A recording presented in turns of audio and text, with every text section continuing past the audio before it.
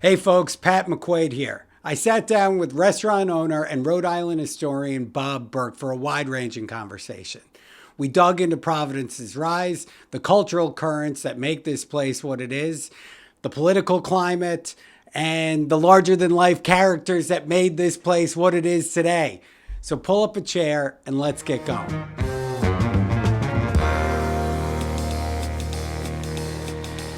Okay, Bob, I think we're live here. Okay. Fantastic. First off, just want to say thank you so much for coming in. This is exciting. I've known you through my family for a long time. Primarily, my dad, Gene, used to have lunch at your restaurant all the time. Well, that was back in the heyday of Providence. Providence had come out of the 70s. Really, the 70s were just awful. Yeah. My grandfather used to say that Providence was a graveyard with lights. And he was right. And we kind of felt like he was unfair to graveyards almost in a way. But, things began to really turn. And then, in the 80s and 90s, we developed down here this unbelievable ecosystem of these national headquarter companies. Your dad was so much a part of everything that was happening at Industrial and Fleet. Mm-hmm. And, we began to see this expansion of these companies into national headquarters. Mm-hmm. And the companies were growing. Mm-hmm. And we really had an unbelievable base of companies here in these buildings downtown. I mean, it was Fleet. There was Amica, there was Citizens, there was Old Stone. Yeah. You had G-Tech that was growing like crazy. And what year? Companies. These are all through the 80s and 90s. Companies like Nortec, Textron. Mm-hmm. There was a lot of diversity. And then the guys came in from Providence Equity, which grew into become one of the biggest equity companies in the world. Mm-hmm. And all of that was happening here within a few hundred yards. Right. Mm-hmm. And underneath that developed this amazing ecosystem because all of those companies needed law firms, they needed accountants, HR, they needed marketing firms. We had leading advertising agencies.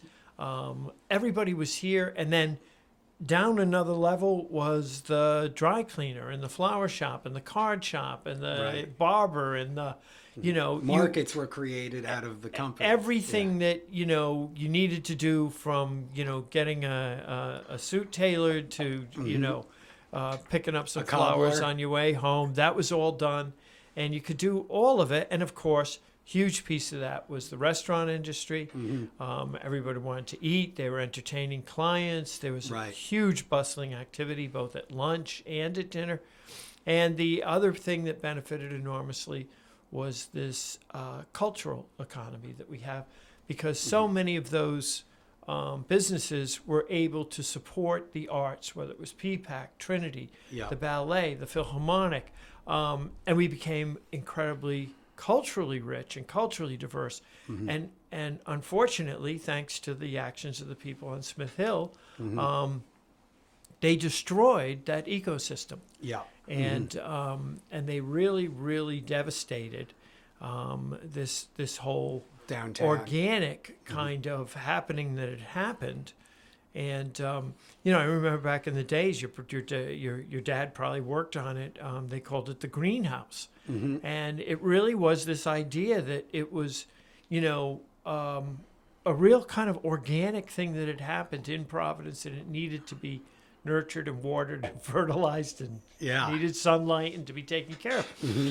And, I've long said that in Rhode Island, if somebody left us a big herd of cattle, rather than saying, wow, milk, cheese, cream, this is going to be great, they just yell steak fry tonight, and the whole herd ends up on the grill. And, you get no future benefit. Yeah.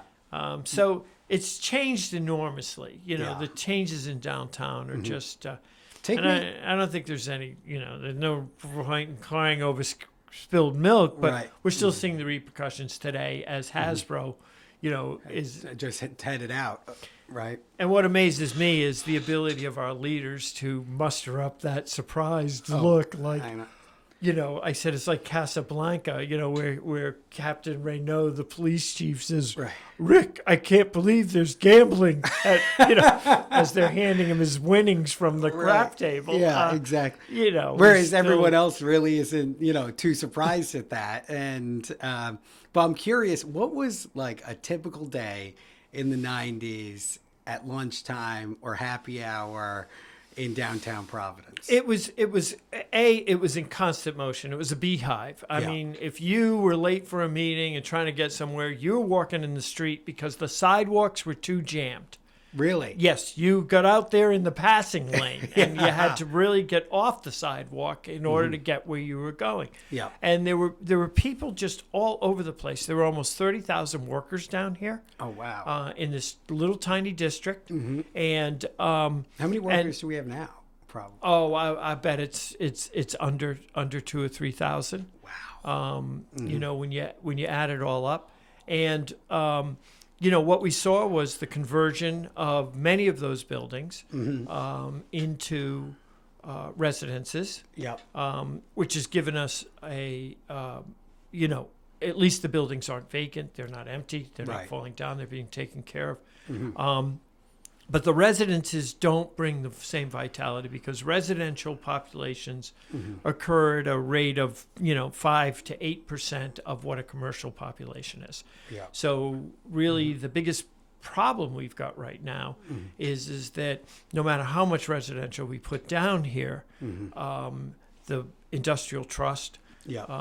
As we call it, the Superman building had 3,000 workers in it every day. Right. And if it ever gets done as a project, it's going to have 230 residents. So you're looking at way under 10% of what that foot traffic was. Right. And the big difference is back in the day, your boss was saying, well, you want to make partner around here, you better go get some clients. Right. And, here's the American Express card. Take them out to lunch. Take them out to dinner. Take them to a show. Be sure you're building our business. Right.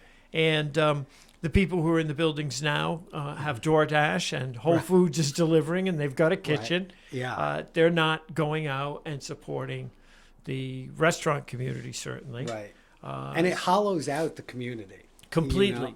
Completely. Yeah. Because when and I just contrast today's world with, the 1990s or, the 80s probably as well.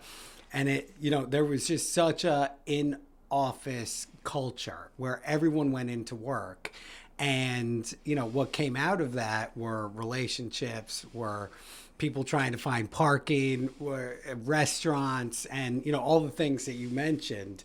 And it really does, it feels like having folks live in these buildings and making them residential solves the problem on some level, but you miss out on all the cultural stuff that you were speaking about earlier. You know? And I also think you miss out on a lot of career stuff because I watched as, for instance, my young contemporaries got together and they would all go to a big law firm and, do those kinds of, and then all of a sudden you noticed 4 of them were moving out to do their own firm. Right. Because the pace of the corporate wasn't, they were aggressive, they wanted. Now, there's some of the biggest law firms that are left. Right. And they made great careers out of it. But the other thing I think that we all miss, and it's really a loss in the business community, is the kind of informal mentoring that took place. Right. In the hallways. I, oddly enough, was in the insurance business and first went to work on the 18th floor of the Superman building in 1978. Oh, no kidding. And I distinctly remember, grabbing a file. Yeah. Couldn't figure this one out. Needed a little, right. Get which road do I take? What's the best? And, just walking down and, grabbing somebody in an office and saying, hey, look at this for me. Right. Really hard if you're sitting in your basement, at home on Zoom. Right. To say, let's go grab a burger and, we'll talk about it. Right. And some of the most important lessons I ever learned were learned in those informal settings where you got the wisdom of somebody who had been down the path ahead of you, was, naturally interested because somebody had done that for them. Totally. I think we lose that today. And when we lose that, we lose both some of that development that a person benefits from as a young person, and the firms lose the benefit of, oddly enough, if you're asked to figure something out, it keeps you fresh. Oh, yeah, for sure. Absolutely. You're thinking, yeah, that is an interesting question. Totally. And it benefits a business in so many ways. And that's completely gone. Right. I just think that there's nothing that I'm seeing has come in to replace that. Right. And I think on some level, younger folks learn through osmosis, right? Where if you see your boss, everything from how he or she conducts a meeting, how he dresses, what, his values are, his style of work, what time does he get into the office, what time does he leave. There's a hierarchy to these things too, where everyone wants to be in 10 minutes before their boss is in and 10 minutes after, they leave. And, part of me reflects on how we see such a spike in anxiety and depression and mental health issues. And I think a big function of that is people not getting out, people not interacting with folks, one that are, mentors, but also peers, right? Where I remember I started my career at PwC fresh out of college, and there were, I want to say, and it was in New York, there were probably 250 kids coming out of college starting at the same time. And there was there was a culture, there was connection, there was expectations for going to drinks and working hard and being together. And, it's just too bad where I think we've lost a lot of that peership too. No question. And, Pat, I know you're a history buff and you like history. One of the things I like to remind people is that the people who started the American Revolution were in their teens and 20s. Right. Is that we all see these pictures of George Washington. He's much older. Yep. And we think, oh yeah, wow, amazing that a guy that old would be out there, with his musket going across the Delaware crossing River, the right? Delaware. Yeah. The reality is that when you put groups of young people together, you can foment great things. You can foment rebellion, revolution. Yeah. That's why a lot of new businesses come out of those kinds of interactions that you saw early in your career, is because there's a natural restlessness, there's an ambitiousness, there's an energy level, an inquisitiveness. And those all speak to successful entrepreneurship. Yep. And it does transfer over into places like government, to the point where you realize that it really was a lot of younger people, even by today's standards. These ages are very, very young. And people who created a nation. Wow. Right. I mean, create a business is one thing, create a nation. Yeah. And that's what they did. Yeah. And I think there's no better example of that than, I think Thomas Jefferson was 29 or 28 when he wrote the Declaration of Independence, right? Yeah. And just think, there's this kid from Virginia who obviously came from a prominent family, as almost all the founding fathers were, but was young and changed the world through, face-to-face participation and so forth, Yeah, there's so much to that. And I don't know where it all goes, with the current system. I don't know if we really call it a system. I know, right? In a way, because it was, it was created, often when you get things that are created by these defaults, that you can't do, what you can't do. Right. You can't get together. You can't go into the office. You can't, have a group, even with masks that could meet and talk. Right.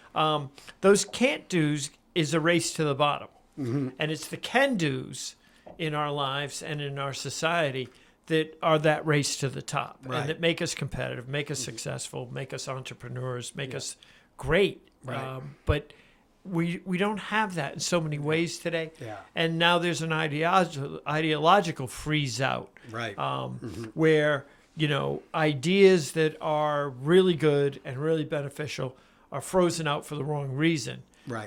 Because and we've become so binary and dualistic in our nature, when in fact, everything is far more nuanced than left, right, good, bad, good, evil, whatever, right? Yeah. And we're also so tribal in nature that people like to bond together and slam anyone that they're opposed to. When in fact, if they sat down at that table with their opposition, there's probably far more that they agree on than they even realize. No question. And we used to see this at the Pot au Feu. I mean, back in the 80s and 90s, it was so much fun because seating the dining room was like a chess game. Because, hey, Bob, how about that seat over there? No, you want to be there to eavesdrop on your competitor. Right. No, these different law firms and that tribal, it was a very tribal city. There was but there was lots of collision. Yeah. But there was also crossover. There was consensus. There were companies that would team up and work together. Yeah. And all of that created just a dynamic, not just culture, but economy in the downtown that we all benefited from enormously. Yeah. And now we've really got to answer the question in downtown Providence. Okay, without that, because it's not coming back. Yeah. Somebody like Hasbro's, CVS is next, and they want to go to places that have vibrant, dynamic, cultures and economic benefits and availability of services to them. And the ability to attract talent. That's it. And get in and get out and do all of those things. And Right. and that's why we're seeing everybody shift out of the state of Rhode Island into other places. Everybody I talk to in Rhode Island today tells me that if they're making money, they're making it out of state and they're living here because they love the place, but they're not living here because this is the real source of where their, economic vitality is coming from. Right. And that's not a good formula. It's not a good thing for people to be saying. Yeah. And before we leave the topic of how, like the hollowing out of downtown Providence, this has probably been 15, 20-year trend, and then we hit COVID, right? And would you say it's a function of businesses leaving because of consolidation of large corporations, or would you say it's a function of bad policies in There's Rhode no Island? question it's a function of government. Government killed the corporate culture that we had and community that we had here. There's just this idea that you never kill the golden goose. They're so big, they're so powerful, they're so rich. Yeah. Once you get politicians thinking that, and the politicians absolutely not only thought that, but enacted legislation and regulations that really damaged the businesses, and the businesses says, we don't have to stay for this. And they didn't. And the other compounding factor was the way that anybody with real money was treated as an enemy. Right. And those people moved and they founded and ran and nurtured many of those big businesses that provided so many jobs, so much tax money. And they personally left. There was a great attorney who was a great client of mine, Ben Pastor, who has passed away. But Ben wrote a letter called 50 Ways to Leave Rhode Island. Yeah. And it was all about why, if you were a person with any kind of wealth, you really needed to do that 6 months in a day, that it is still famous in Rhode Island. Oh, yeah. Of staying out of the state long enough that you weren't going to be subject to these onerous things. I think conversely, what we should have done is that the way Delaware said, hey, we are the place for a wealthy corporation. Right. We're a small state. We can afford to be nimble. We can do things differently. Yeah. And Delaware became the home of the wealthy corporation. Yeah. Rhode Island could easily, and still could, become the home of the wealthy individual. Right. And because the state's so attractive for so many different reasons. That's it. When Nebraska says, hey, wow, if you're rich, come, hey, billionaires, come live in Nebraska. Right. They go, I don't think so. Right. But when you say to them, come live on Bellevue, when you say, like Jay Leno does, live on 10 Mile Drive, come to the ocean, come to these beautiful places that we've got. Yeah. And we're going to treat you right instead of treat you wrong. So again, just as proof that we're down the path is that right now, one of the biggest things hurting the state is this Taylor Swift tax. Right. If you've got billionaires living in your state, they spend billions in your state. The money that they spend is crazy. Right. And just think benefit this from wedding that. is going to just generate so much revenue. Like apparently they're getting married. Yeah. In down at the Ocean House, And with any luck, I'll be sabering open a bottle of champagne. You know, exactly. we'll hope, we got to hope start for- lobbying. Hope right? for that. Yeah. You know, well, But we're already working it. but it's interesting because I have some friends that used to serve in the legislature in Rhode Island, and they said that the collegiality and the friendships and the pro-business Democrats kind of have gone to the wayside now, and a new generation has come in that's slightly more populistic in nature. And so that same collegiality, and you probably had legislators who were downtown at the Pot having lunch and interacting with business folks. Legislators were not. Yeah. I always said people who really ran the state were at the Pot. Yeah. People who thought they ran the state were at other places, Right. buying drinks. Hey, send him a drink. Right. Yeah, no, that is not Yeah. the real players. And this is part of the problem, is the legislature has not been the real players. They think they are. Right. We're a small club. And you just said a really important word, and this is where it gets lost, is you said they served in the legislature. Yeah. Nobody in that legislature thinks they're serving anybody but themselves or the particular group that put them in. Right. Okay? And they're there representing not the people in their district, they're representing the people who got them there and that they're beholden to. And when that happens, your legislature goes off track, as ours has, and has instituted many of these crazy ideas. But they're not serving. They are supposed to be serving. They're supposed to serve us, the voters. Yeah. And instead, they're serving themselves, and they're serving their corporate or union masters, that sent them up there to do their work and do their bidding. Yeah. And that's when your system really begins to get out of whack. It begins to produce really bad results. And that is what has happened. We all pay an enormous corruption tax in Rhode Island. It's unseen, it's built in, it's baked in, and it's absolutely inescapable. Yeah. And I think of Obama's not inauguration, but his victory speech in 2008 when he said, I am the president of both Democrats and Republicans. I know not everyone voted for me, but I'm going to do what's best for the country. And a lot of times the politicians that get elected get in these echo chambers and they serve just that one constituency, and they're not looking at the broader, picture, and their aperture is somewhat closed. I think one of the biggest things that's happened that does that is the fact, the internet changed everything. Used to be that when your senator or congressman to Washington, you didn't hear a whole lot about what they were doing. Right. Now every step they make is scrutinized, and people are in contact with them constantly. There was a time when your politicians, stopped being a politician, went and became an elected official. Right. And they played those two roles differently. Yep. And for a long time, they would go 5.5 years in the Senate as an elected official, and then come back and become a politician running for office for 6 months. Right. Well, when the system changed to make them a 24/7, 365 politician, and the money changed, and all they do is raise money. Raise money to stay in office, to serve and get something done? No, to start the money raising cycle immediately. Once they get sworn in again, they immediately begin raising money. Right. And this, I think, and it affects both Republicans and Democrats, independents. It affects them all equally. But it's led to a general degradation in the quality of government that we've got, in the quality of, political discourse. Is that when you shift to the point where it used to be kind of 10% politician, 90% elected official, and you flip that on its head, and you're 90% public official and 10%, I'm sorry, the other way around.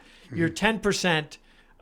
Elected official doing the right thing, and 90% politician, that's when your system is dramatically out of order. Right. And we really need, I think, to look at ways that we change that back Yeah. and get people who will actually be doing what they're supposed to be doing. There's not many profiles in courage out there these days, No, who depart from the party line, right? That book would be a pamphlet. Would it? That's a one-sheeter today. A one-pager, Yeah. right? Kennedy Yeah. could have written that book in after an afternoon with Marilyn. Exactly. He could have write the current edition of Profiles in Courage. When you were speaking about Delaware, though, it reminds me of our ancestral homeland, McQuaid and Burke, Ireland, Of course. has done a great job of keeping taxes low and encouraging businesses. And now I think has one of the highest per capita incomes in Europe as a function of those accommodative policies, and it's been great for economic growth. Well, I think if you realize that, people, there are two ways that you can tell people that they're going to get by. Yeah. One is that they're going to get a handout, that there's going to be all kinds of benefits that come, and they're going to get everything subsidized, and all of this is going to be necessary for them to kind of, make their way through their economic existence. The other way is you can say, you're going to get a great job, right? And you're going to work, and you're going to be proud, and you're going to, and your family's going to be proud of you, and you're going to, your community is going to value you and be proud of you, and you're going to produce more than you actually need yourself, and that is going to benefit everyone, right? And we're going to get good schools out of that because you can afford to pay a good tax. Right. We're going to get good roads and good community services.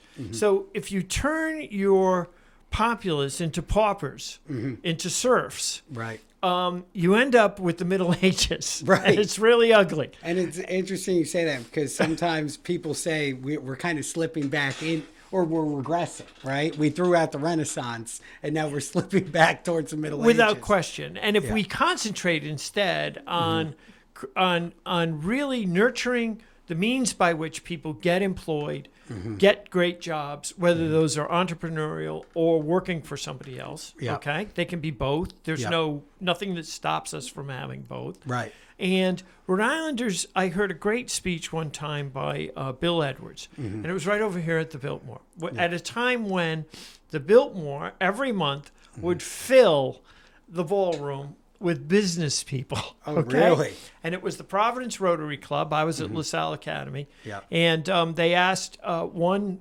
student from each of the 9 high schools in the city to come to their luncheon, and they had 9 months of one lunch a month on government. And Bill Edwards from Edwards and Angel got up, and he said, to understand Rhode Island, you need to understand that Rhode Islanders are otherwise-minded. And by that, he said, I will give you an example.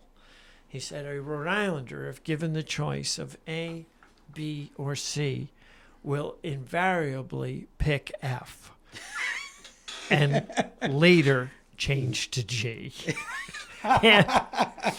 and he said, and it's the first time I really realized this, that from our very founding, Roger Williams came here with different ideas. He was otherwise minded. Right. He, independent in nature. Right. The entirety of the colonial structure said, we combine church and state. We punish you, as church and state. We do all of these things. And this guy starts preaching over in Salem and Plymouth and Boston.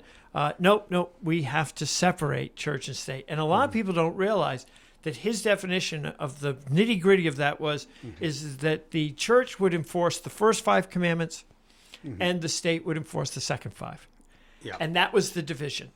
And that the magistrate couldn't talk to you about the first 5. Yeah. And the pastor wasn't going to talk to you about the second 5. Yeah. Okay? Right. That the pastor wasn't coming to arrest you for murder. Right. The sheriff was. And his division of that, his concept of that was so radically different, so otherwise minded, they threatened to hang him. They convicted him. And he has to get out of there and come to this place. And when he gets here, he starts to say, well, if you think like I do, differently. And he doesn't say, and this is the most important thing about Roger Williams. Roger Williams doesn't say, if you think like I think, come here. He says, if you think differently, hey, wait a minute. You're surrounding yourself with a diversity of ideas. You're surrounding yourself with contradictory opinions, and you're still open to that. And you think that's the way to make society progress. And he goes, Come on in. Yeah, this is how you do it. Yeah. And that's how we get known as Rogues Island all the way back to colonial times, because so many people were, it was like salt and iron, that old 6th grade science trick where you take a magnet and you pull the iron out of the salt. Right. And Roger Williams was that magnet, and he drew people who were all ready to come up with different ideas, different thoughts, different structures. And that's the opportunity that remains in Rhode Island today. Yeah. We have to think differently. We shouldn't be saying, let's do what every other state does. We should say, let's do what every other state isn't doing. Oh, yeah, absolutely. And thereby attract creative, brilliant, wealthy, ambitious people, whether they're people who are going to be successful in 10 years or people who are going to be successful in 20 years. Yeah. We need to be attracting that, and we need to be attracting those young people. But we also have got to stop looking at them and trying to pick their pockets every single day by the actions we're taking. I think of that State House, and I think of Fagin and his pickpockets. I think, I used to call it a bordello on the hill.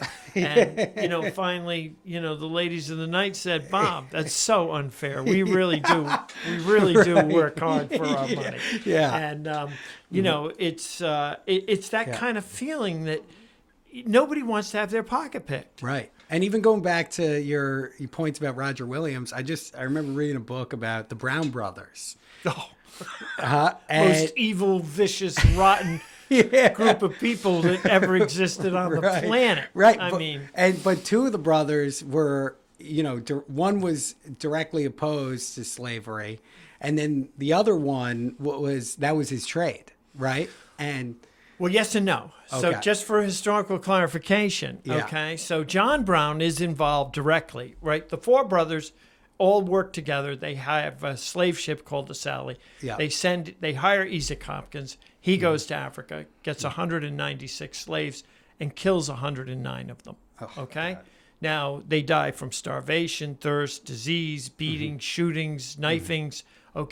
He's on a floating death ship. The real attrition rate on a slave ship is usually 8 to 15%. He's at almost 60%. Right.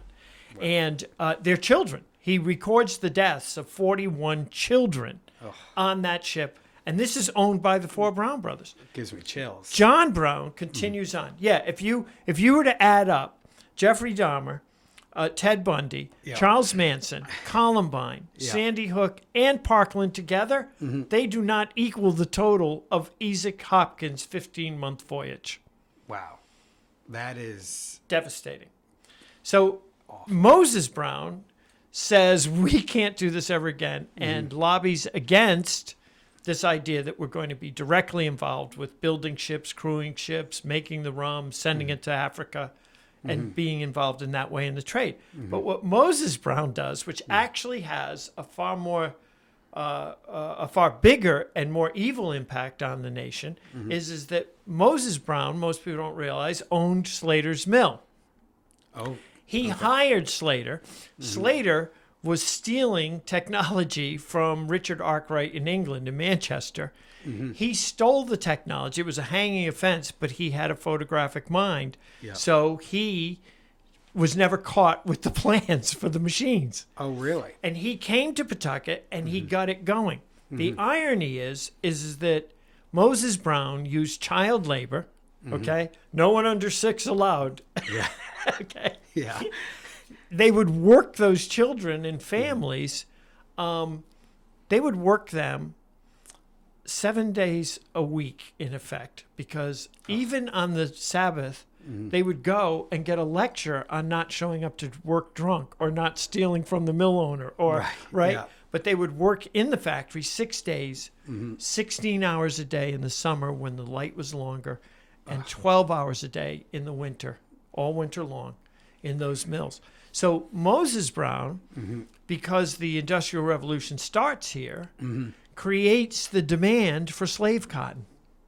Oh, wow. And it's the demand for slave cotton That drives all which drives the Yeah. expansion of the plantations in the South. Oh, man. So as much as his brother John is just an evil, Evil horrible guy, man, right, yeah. he's doing this, though, on a much smaller level, Mm-hmm. okay? He's impacting people by the hundreds on his ships. Yeah. Moses Brown is impacting people by a the macro millions level. on a macro level, Yeah. on a problem that won't get fixed until Abraham Lincoln finally, in the Civil War, Mm-hmm. solves the problem. Had we not had that kind of demand Mm-hmm. from the New England textile mills, Mm-hmm. the plantations would have never expanded. So I like to tell people that, Providence was the place, Newport, Mm-hmm. Bristol, that together Rhode Island was running the American slave cartel. Yeah. We did the rum. Mm-hmm. We had we were bringing the molasses and sugar from Rhode Island owned plantations in Cuba. Yeah. Okay. Mm-hmm. We had every angle of it covered. We brought the cotton to process it, giving the cotton a reason to continue to be expanding. Right. So really, I say, Rhett Butler, street dealer. El Right. Chapo was Yeah. living here Was- on right. Benefit Street with his Yeah. brothers. Okay? Right. The El Chapos Yeah. of the day were people Yeah. like the Browns. Right. Mm-hmm. And that, unfortunately, left a legacy in our state that we've never really recognized. We've Yeah. never really. I mean, Isaac Hopkins today, Mm-hmm. 550 children, most of them minorities, go to a school named after a man who killed 41 boys and girls their ages. Yeah. Now, how can you have a school named after that? Admiral Right. Street's named after him. Yeah. Okay? We've got statues of him. There are Right. parks that are dedicated to his honor. Right. How do we do that? We haven't and reconciled that. never and still act like, oh, the noble North Right. and the sinister slaving South, Right. as though we were somehow in opposition to it. Yeah. It was so much more by degrees. So Well, it's just unfortunately, like what we were saying before, where everyone has a tendency to make everything so dualistic, north Yep. or south. It's far more nuanced than that, right? much more And nuanced, it's and we come completely- out very differently in this Right. telling of the story. And then but the Industrial Revolution, can you take us through, like, Rhode Island and Providence specifically has, dozens of old warehouses, and there's the graveyards of industry are here. Absolutely. And, So, yeah. what happens? That happens in a big macroeconomic sense. Okay. Yeah. So, you look at power. You can't manufacture without power. Right. So the original manufacturing is manpower. Mm-hmm. Okay. Men would stand and walk in a little circle path, turning a wheel. Right. That was attached to whatever, a mill or, grinding, those kinds of things. And then you've got your horsepower, your literal horsepower. Now they put a horse in the harness. Right. And the horse walks in a circle in Yeah. order to do this. And then what happens is the water wheel really comes in, and they develop that in England, in Manchester specifically, because they've got the perfect rivers for it. If you put a water wheel in the Hudson, the Connecticut, the Charles, nothing happens. But if you've got a river like the Blackstone that is narrow, steep, that's 45 miles it runs, an incredibly steep river I didn't from realize Worcester to Pawtucket. Yeah.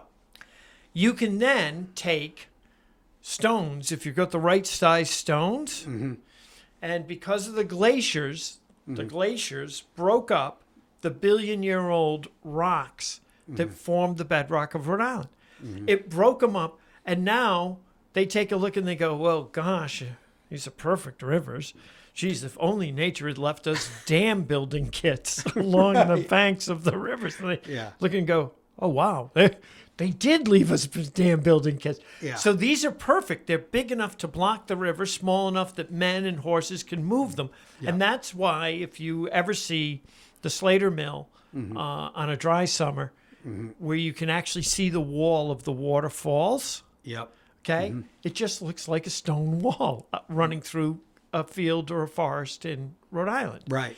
And what happens is that we dam that river 100 times, and that change in height spins those wheels.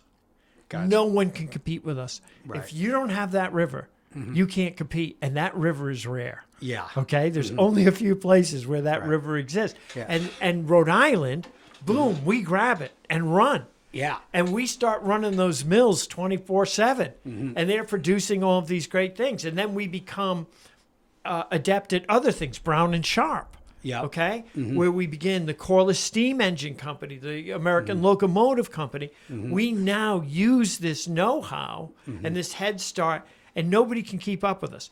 And we then create the seeds of our own destruction, because once the railroads come in the 1800s, now you can buy a steam engine from a company in Providence. Yeah. And the railroad can bring you all the coal or wood you need to run the steam engine to compete with our factories. Which makes the Blackstone River unique. And it takes away our advantage. Oh, we man. lose our advantage, but we are the ones who take our advantage away from ourselves. Right. So what happens in this incredible irony is that we go from the age of called in situ, power at the place where the river was, to transportable power. You can put it in a railroad car, you can take the coal, you can run a steam engine in a factory with transportable power, and then we move to the age of transmittable power. And that's where we generate electricity, run wires hundreds of miles, plug them into motors and machines in a factory, and everyone is competing against us. Right. Yeah. So by 1900, we're the wealthiest city in the nation. We're building, Capitol building the size of the Capitol in Washington. We're building. We're so wealthy in Providence, it's amazing. We were the wealthiest city in the country. In the country. Oh, wow. Per capita. The people who lived here were making more money in more ways. Nelson Aldrich, we all know Aldrich Mansion. Nelson Aldrich was referred to as the general manager of the United States of America. That's amazing to think, right? It's phenomenal. And this is where this huge wealth comes from. And then the New Yorkers want to come because they're hearing about all this money, and they end up in Newport with the mansions. And all of this happens, and we lose it all because we don't adapt. Right. We continue to remain the old technology, and what happens is that what differentiates us is that everybody has the same machines, but we've got a labor system in Rhode Island that pays very little money, that keeps pulling in immigrants. Yep. Our Irish immigrant ancestors, Italian immigrant ancestors, Portuguese immigrant ancestors. Yeah. Okay. And these are all people they make a deal with the devil, and the devil is the big capitalists who are here, and the devil is, we will give you work, but we're not going to pay you a lot of money. You're going to live in a tenement. You're going to all pack in. You're going to do what my forebears did, and probably yours. Yeah. And so many other families in Rhode Island understand that when they first came, they were treated horribly. They weren't accepted.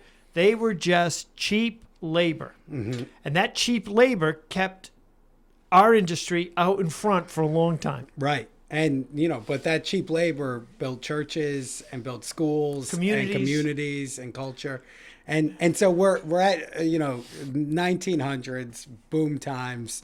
And then what happens throughout the 1900s in Rhode Island? We end up doing really well by World War II, by the wartime, because we have the manufacturing capacity. Right. Rhode Island's a city of 300,000. Right. In the mid 300,000. We're half that now. Yeah. Okay. We're like 180. Right. And that was a big function of World War II, was that we were set up where a car manufacturer or textiles could flip a switch and start making bombs and guns and help fuel the success of World War II.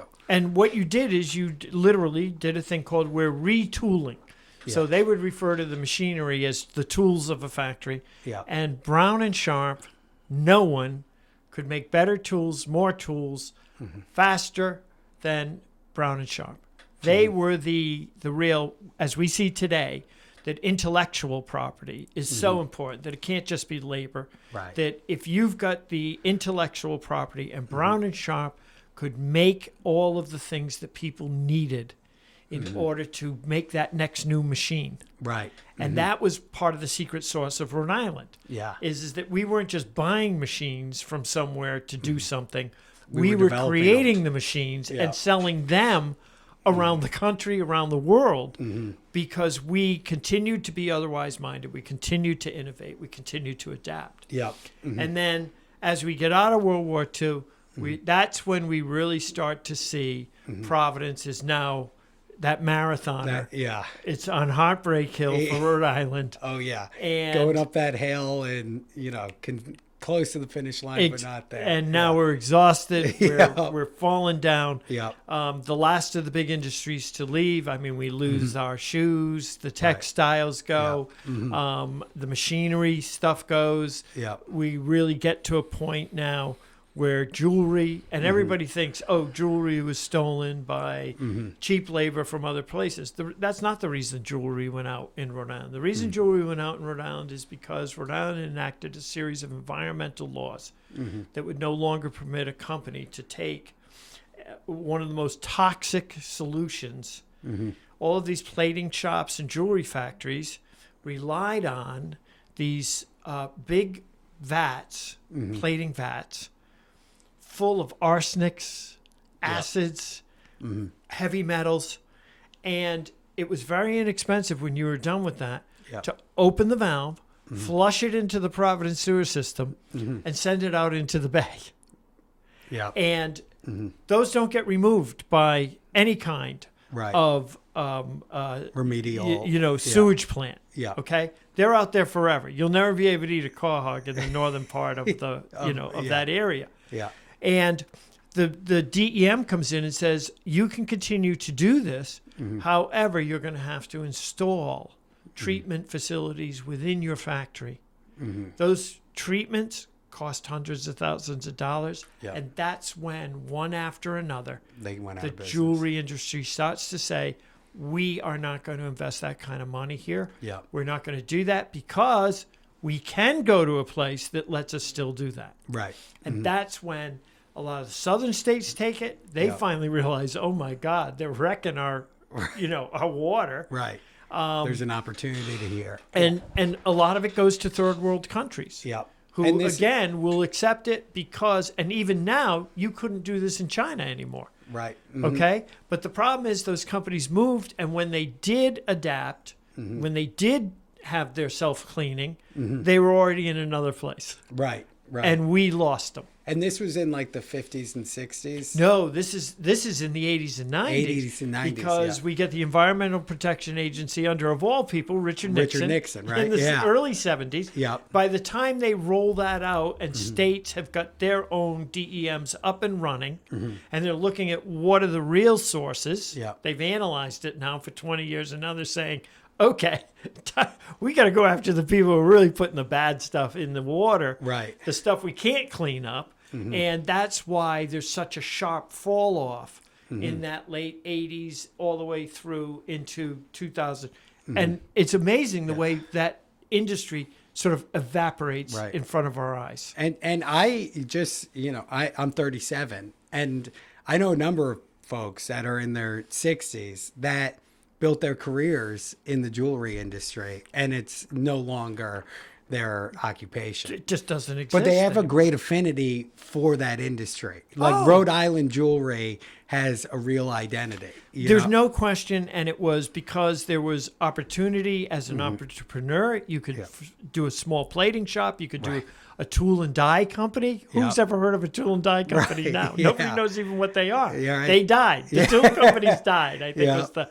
But but also up on a much larger level, the Trafaris and the Monet, and there were huge companies that then were working here because they had the ecosystem that we started this discussion about. Is that they could draw on all of those smaller businesses to supply them with the things that they needed, the services, the equipment, the tools, the machinery. Was so much of it was built right here. Somebody said, gee, wouldn't it be great if we could do this? Yeah. Yeah. Well, I know my cousin's got a company that could make that machine for you. Right. Well, great. Let's do it. And then let's make 100 of them. Yeah. And let's make a factory. And that's how it went. And then what role did Buddy play as a character in this narrative? Well, Buddy, not specifically jewelry, but in general. So Buddy comes in, and Buddy is one of those people who has he's brilliant, but he's also, as I like to say, Buddy was a sociopath. But he was my sociopath, okay? And I think so many people in Providence felt that way about Buddy. And the way I characterize Buddy Cianci is I say that if Mussolini, Machiavelli, and Fellini could have gotten together to father a child, it would be Buddy Cianci. That would be the son of those three. Buddy was able, Mussolini, they said he got the trains to run on time. Buddy ran a very efficient system. He got it. He also was Machiavelli. He knew 6 moves ahead. He was playing three-dimensional chess politically, and he knew how to get things done. What he knew how to do is get money. So the biggest thing that people remember is that the rivers changed, okay? The moving of the rivers. Buddy, that money didn't come from urban development. It came from the Federal Highway Administration because Buddy Cianci realized that if you had 2 interstates intersect in your city, 195 and 95, and there was congestion, you could create a bypass road that the feds were obligated to give you as a congestion relief, a bypass road. Memorial Boulevard, as we call it, is on the books of the Federal Highway Administration as the Providence bypass road.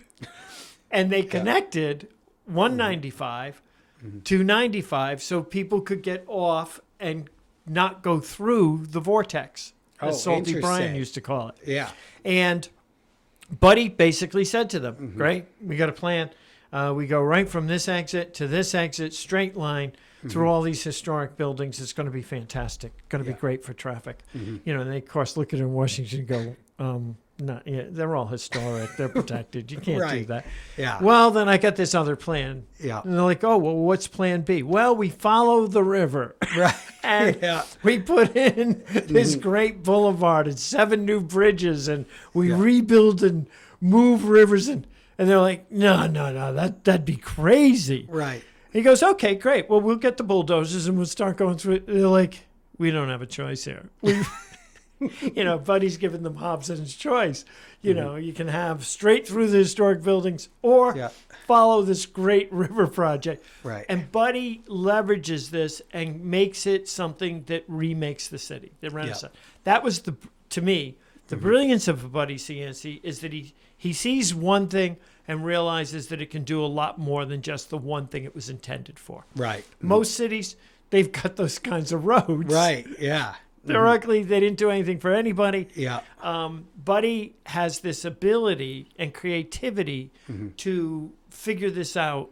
And I think that was one of his great gifts. And the other was he could always find your pressure point. Famous story of some people bought a parking garage here. They were out of New York. Somehow they didn't pay a couple of $100,000 in back taxes.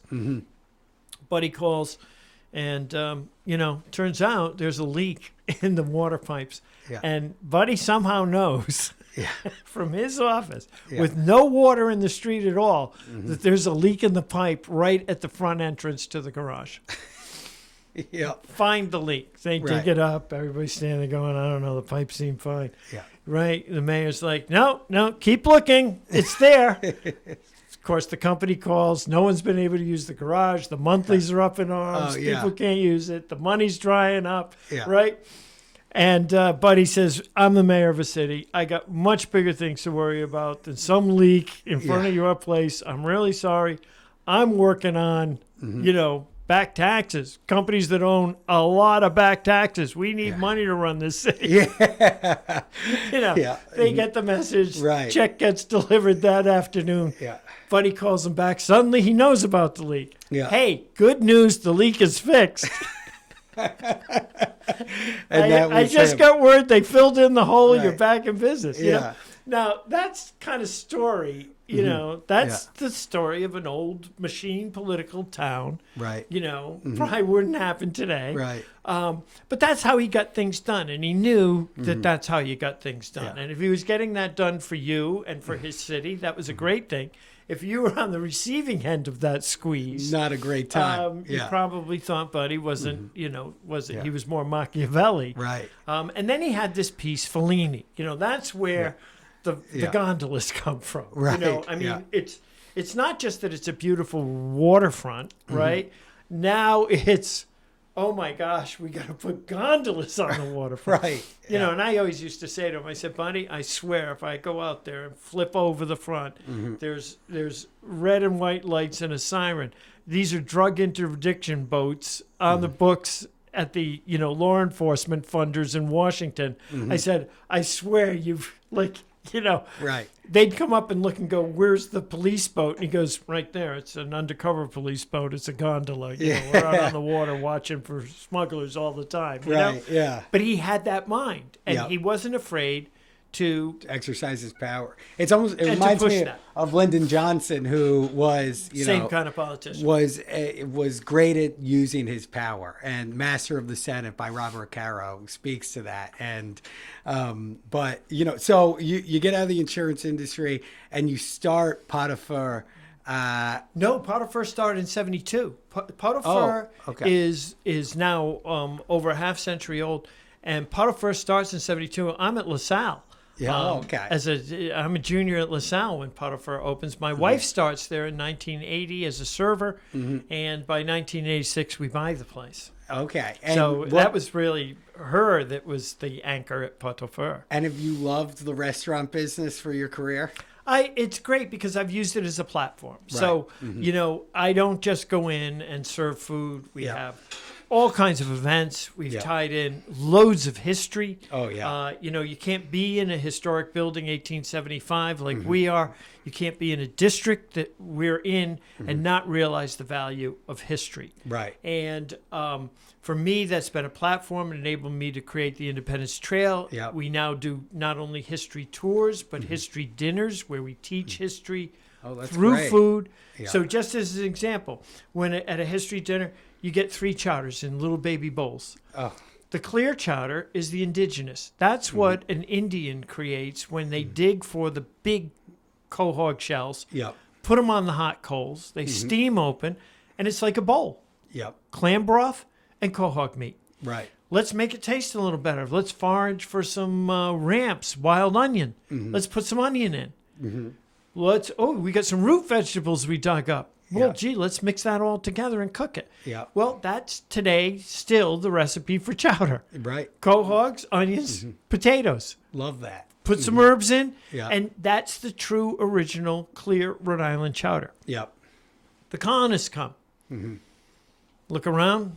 Where are your cows? What's a cow? Yeah. We don't know what cows are. We're the Indians. We forage. Right. Well, we're herders. We've got these, you know, enclosures in England where we raise cows and we milk the cows. Where's your cows? Well, send the Mayflower back. Get some cows. So they bring cows to America. Yep. And now they start with the milk and the cream. And before you know it, well, let's put some of the milk and cream in the chowder. So now we've got creamy. Yep. So we got the real original Rhode Island clear. Yep. We've got the creamy. And now hundreds of years go by, and who shows up? The Portuguese and the Italians. What does every Portuguese and Italian family do at the end of August? Want some tomatoes? We grew too many tomatoes, Yeah. okay? Yeah. And what are we going to do with all the extra tomatoes? Oh, I don't know. Maybe we should put them in the chowder. Yes. And we end up with Rhode Island red chowder. That's not New York chowder. That's not Manhattan. So that's Rhode not Island. Manhattan. That's Rhode Island.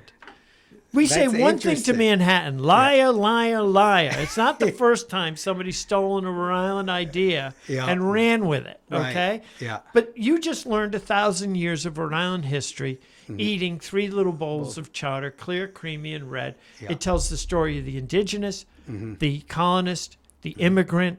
It tells the story of hunter-gathering. It tells the story of the way the Indians migrated from the shore to the woodlands. Yeah. And then along come the people who see that we're not going to make wooden fences. There's so many rocks. We're going to pile them up into stone walls. You know, there's 240,000 miles of stone walls in New England. No kidding. And when people see them going through the woods, they think, what a crazy idea. Who the hell would spend all that time? Who had the time to build? Well, it wasn't. They had cut down all of those trees. Those were farms. Right. And they clear cut them. And they were both being used as enclosures for animals. Yeah. Where they would pasture them and graze them. And also for crops. Okay. Later, when the farms were abandoned, the trees grew back up. Right. So it's not a wall put in a forest. In the middle it's a of nowhere. forest that's put in between the walls. Right. That's So interesting. That's why we see that and think those people are crazy. Right. They weren't. Yeah. They were just doing that. So what happens now is that when you begin to see how all of this comes together, you can begin to see how we became who we are. Yeah. And that's one of the most important things that any group of people can do is to get that sense of identity that we are who we are for a reason. Right. And a lot of that had to do with our climate. It had to do with our agriculture. It had to do with the bay. You know, when you connect that river I talked about before with the Industrial Revolution to a bay where you can put those products on ships and send them from India Point. Yep. To India, okay? Right. Yeah. That we opened the Black Ships Festival, which we still celebrate, trading with Japan. Yep. When Commodore Perry goes there. When we have trading with China, when we have trading with Europe, we're trading all over the world. Without the Bay, we're Long Island. Right. Yep. There is no... Your ships are going to get pounded into splinters the first time a big storm comes. Right. But when you're Rhode Island and you can run 25 miles inlet, hide, we're 32 miles wide. We jam 386 miles of coastline. Talk about nooks and crannies. Right. But those nooks and crannies, you sail your ships in behind those rocks into the little harbors that are all over our state, and they're safe. Right. And the storm passes, and now they set sail with all those textiles and goods that were manufactured here in Rhode Island. Yep. This is an incredible confluence of luck, geographical in nature, that creates the foundation for who we become. And the people that showed up too, and stretching back to Roger Williams, Phenomenal. right? Yeah. And so you created the Independence Trail. Yes. And one, I'd love to close with your, what you've done with that. And two, why is it so important that Rhode Islanders understand our history? It's so important because the thing that we have to realize today is that many of the projects that we're working on, we're ill-suited to. So, for instance, we are now chasing with tens of millions of dollars. Biotech companies, high-tech companies, all these companies that we don't have an ecosystem to support, okay? Right. So we bring them here because they take the bribe. They move, a bunch of brilliant people here for a little while till they've milked the cow. Right. And then they leave. Yep. Okay? Because somebody else is offering them, that. So the thing about that is that when you're chasing the cure for cancer, right? We look at that and go, wow, there's a lot of money around chasing the cure for cancer. The reality is that if you take a more nuanced view, a bigger view, macro view, the cure for cancer is going to go away as a funding source in 10, 15, maybe 20 years. Okay? Right. In 50 years, I guarantee, I say to you, cancer, and you go Sagittarius. Okay? It's not even known as a disease anymore. It's an astrological sign again. Right. Okay? So all of that money we spent chasing that, and those companies then go, well, we don't have as much to do anymore. We're just pill manufacturers. The research is done. We figured it out, right? Yeah. So even today, people who got their degree in computer science 5 years ago are like, my job is obsolete. Yeah. There's going to be a time when I say, we used to take a little plastic tray and it had a wire connected to it, and we put 26 letters and a bunch of numbers on it, and we would tap those little pieces of plastic in order to program a computer. People could go like, Mister, what are you on? Yeah. Like, are you on crack? Right. Nobody took a little plastic tray and tapped for hours on end. Yeah. AI programs, computers program computers. Right. So all the things we're chasing in Rhode Island aren't going to exist in a very short time. Yeah. But here's what I know. I know that in 250 years, people are still going to walk Benefit Street. Yep. People are still going to want to see Brown. They're going to want to stare at the Independent Man on top of that unbelievable, magnificent building. Right. They're going to want to go to the Roger Williams Memorial and see where religious freedom was founded. Yeah. They're going to want to go to the Newport mansions and tour them. They're going to want to go to our beaches. By then, our beaches could be in Warwick instead of Newport, but they're still going to want to come to this place and see these things. And you know what that means? That means that my plan is providing jobs and money to Rhode Islanders for centuries. Yep. Centuries. Right. And we've got a bunch of people who are trying to figure out the next few years and thinking that we're going to do something that's going to last for centuries, and it's not. Right. It's not. And why are we devoting Short-sighted. so much of our treasure, so much of the assets that we have, the capital that we have? Why are we doing that to chase small time, chump change in the historical perspective, Right. kinds of ventures when we already have the assets? Right. The most important thing, ask any business person, what is the most important thing that you've got? They're going to tell you it's our assets. Yep. Whether that's the people, whether that's the intellectual property, whether that's the buildings and machinery. Right. The answer is always you can't run a company without great assets. Right. Yeah. And our assets in Rhode Island are that First Baptist Church and Benefit Street and College Hill and the architecture and this glorious downtown. Yep. Okay? So what should we be doing? We should be working, one, to get a UNESCO, United Nations designation on Providence as a World Heritage Site. You know what's happening in the World Heritage Site cities? World Heritage Site cities, there's only about 150 of them in the world. They are putting go away signs. Yeah. Okay? Venice, London, Paris, Yeah. Florence. Those are all cities that everyone in the world wants to go to see where we came from. Right. Providence is one of those cities. Newport is one of those cities. Right. These are extraordinary assets that the world wants to visit and see. Right. And it's ironic because there's so much emphasis now on identity, and it's constant. Who are we? What's our identity? And it's mainstream in our culture when, in fact, how can you really know who you are if you don't know who you were? Right. That is exactly it. And we can offer that window to people from all over and say to them, this is how it progressed. This is how it progressed from people living in woodlands, okay? Yeah. For thousands of years, indigenous people, all the way through. Every step of this process is here in Rhode Island, and you can see it. Right. It's all evident, and people want it. And if we would just be smart enough to realize that on both sides of us are tens of millions of people, Right. okay? Washington, Philadelphia, New Jersey, New York, Connecticut, Boston. We are in the middle of millions and millions of people who are willing to spend money to come here and learn these things from us Yep.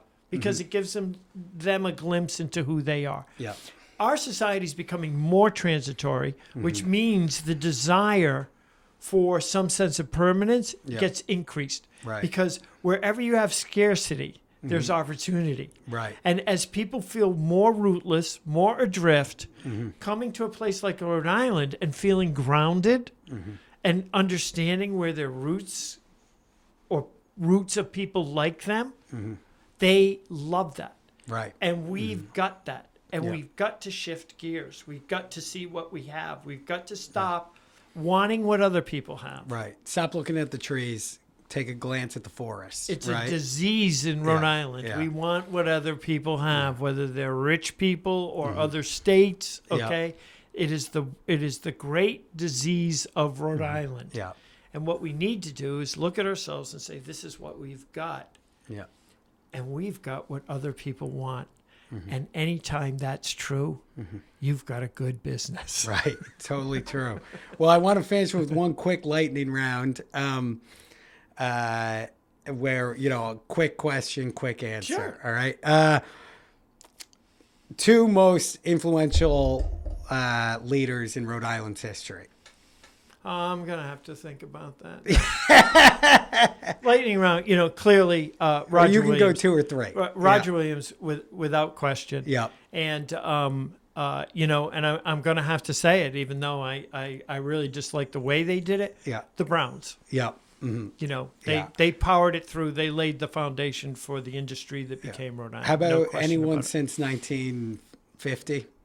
Since 1950, I think there's no question, Buddy Sands. Yeah, You got to give the devil Right. literally his due. Yeah. Just a total character, changed the way Yeah. that we looked at things, and did things. Favorite beach to go to in Rhode Island?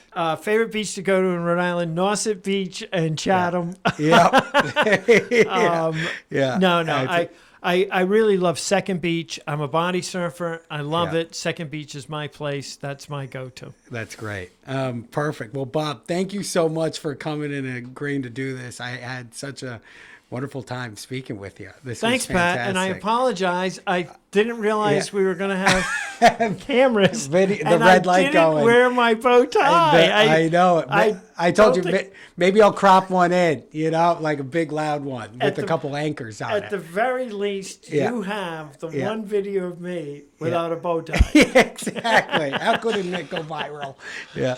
Perfect. Well, thank you so much, Bob. Thank you. And All thanks for what you're doing.